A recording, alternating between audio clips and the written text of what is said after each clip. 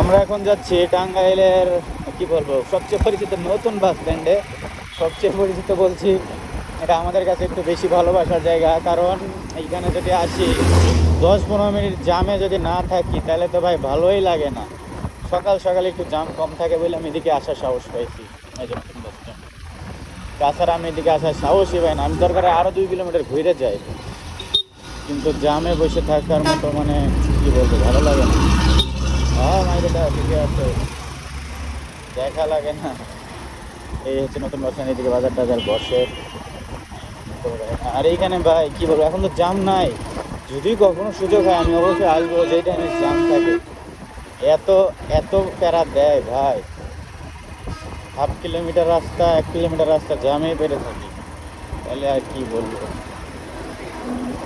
আর অটোগুলা বাসগুলা তো একটার পর একটা বাইর করতেই আছে, ঢোকাইতেই আছে।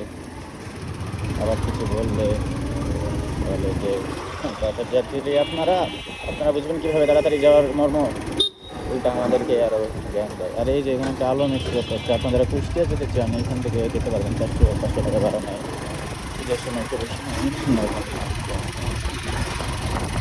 আর এই যে যোগাযোগ ফিলিং স্টেশন, এখান থেকে ফুয়েল দিতে পারেন, ভালোই আছে। আমি নেই মানে কারণ অনেক ভিড় হয়, অনেক জায়গা। আর এই হচ্ছে লোকেশন। লোকেশনটা আমাকে খুবই সুন্দর লাগে, কারণ গাছপালা আছে, একটা সুন্দর রাস্তা মাঝখানে, ভালোই লাগে। অনেক কেমন লাগে কি জানি।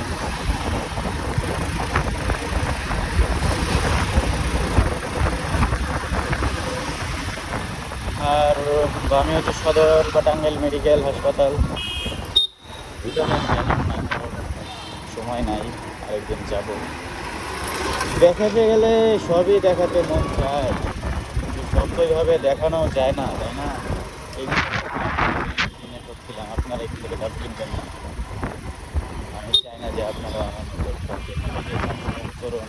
ওই পাশে আর যাবো না এখন, আবার যাওয়া উচিত ছিল, কিন্তু ভালো লাগছে না।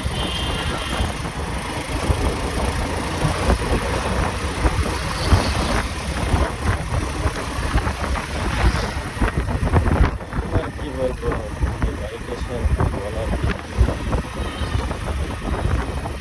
এখান থেকে পানি নেবো এখন, টিউবওয়েল থেকে পানি নেওয়া লাগে, কারণ বাসার পানি তো অনেক আয়রন, সেই জন্য।